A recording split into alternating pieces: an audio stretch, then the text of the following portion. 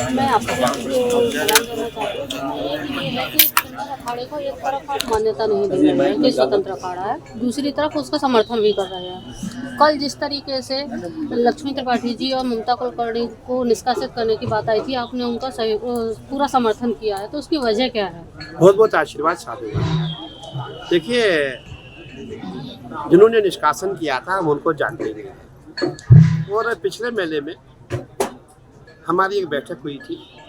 उस बैठक में हमारे श्रीमंत हरिगिरी जी महाराज जो अखिल भारतीय अखाड़ा परिषद के महामंत्री थे, उन्होंने निर्णय लिया था कि जितना भी किन्नर समाज है उनको मैं अडॉप्ट कर रहा हूँ, मैं अपने अखाड़े में उनको स्नान कराऊंगा। और किन्नर समाज का एक अखाड़ा बन गया जो जोना अखाड़े के साथ स्नान करेगा।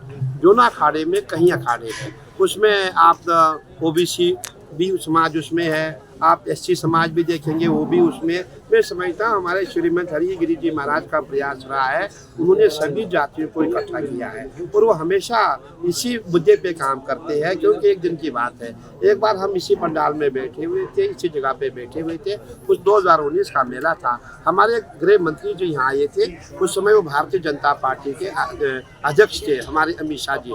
अमित भाई ने हमसे कहा था कि जितने भी आप महाराज है बड़े बड़े पदों पे बैठे हैं, आप सभी जातियों को अपने साथ बिठाना शुरू करो।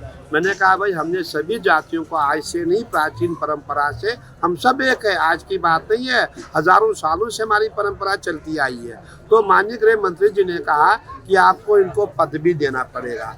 तो उस समय से हमने जितने भी समाज है, जो भी हमारे किन्नर समाज हो, कोई भी समाज हो, सबको हमने जो भी पद योग्य पद था, महामंडलेश्वर का पद हो, जगत गुरु का पद हो, सभी पद पे हमने इनको बिठाना शुरू किया। और हरिगिरी महाराज का प्रयास रहा कि जितने भी संत है, जितने भी महात्मा, जितने भी योग्य व्यक्ति है, उनको पद दिया जाए। उसके पश्चात क्या होता है कि लक्ष्मी नारायण त्रिपाठी का और श्रीमंत हरिगिरी जी का एक एग्रीमेंट साइन हुआ। उस एग्रीमेंट में ये लिखा हुआ कि हम जोना अखाड़े के साथ स्नान करेंगे।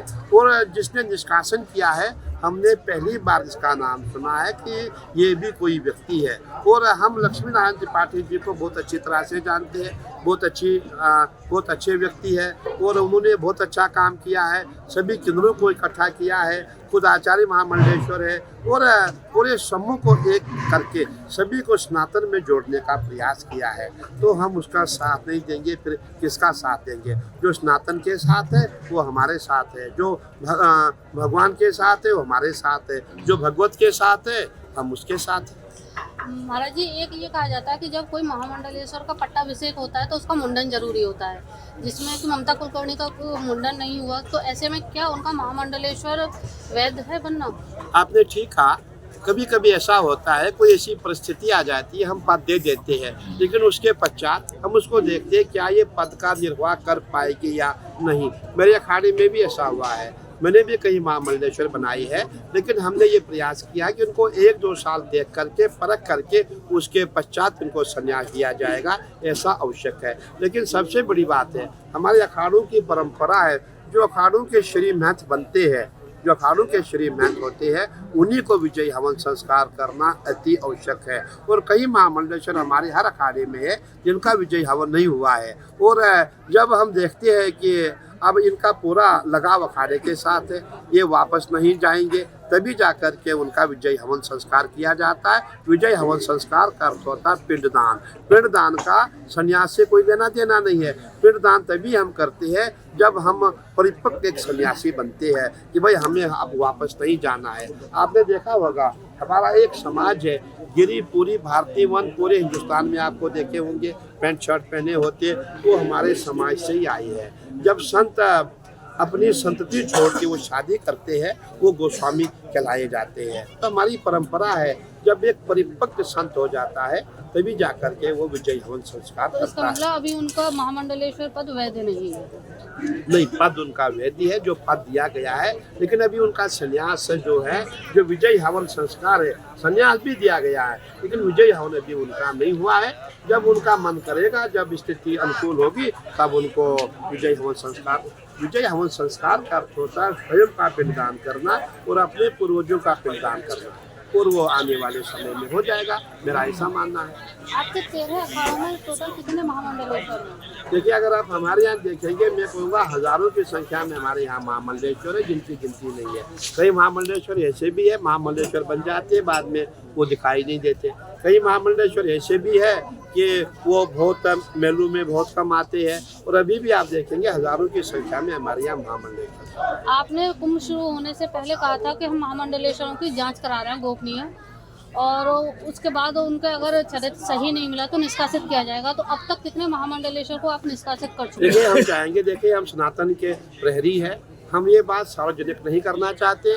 जिन जिन अखाड़ों में जो जो संत हमारे दोषी पाए गए हैं उनको दंडित किया गया है, लेकिन हम उसको मीडिया के सामने लाना नहीं चाहते, क्योंकि उसमें हमारी बुराई हो जाएगी। एक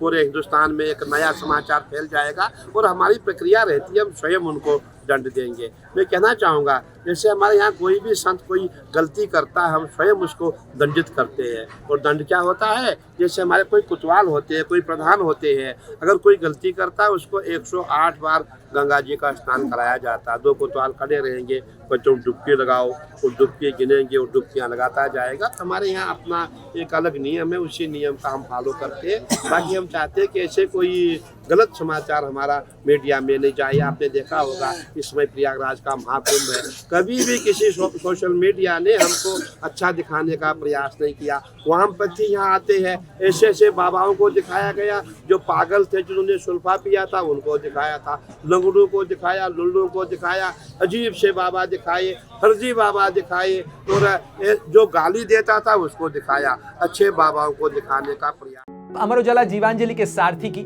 मदद लें और महाकुंभ में स्नान जरूर करें।